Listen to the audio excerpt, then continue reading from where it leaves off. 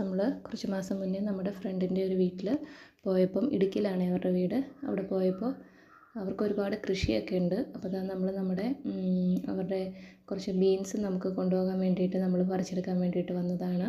ഇവിടെ മൊത്തം ബീൻസ് നട്ടേക്കാണ്. ഇങ്ങനെ കുറ്റി കുറ്റിയായിട്ട് നിൽക്കുന്ന ചെടി നിറയെ ഉണ്ടായി നിൽക്കുന്നുണ്ട്. നമുക്കൊരു 2-3 ചെടി ഉണ്ടെങ്കിൽ നമുക്ക് വീട്ടിലേക്ക് ആവശ്യമുള്ള ബീൻസ് ഇഷ്ടംപോലെ ഇതിനകത്തുനിന്ന് നമുക്ക് എടുക്കാൻ പറ്റും.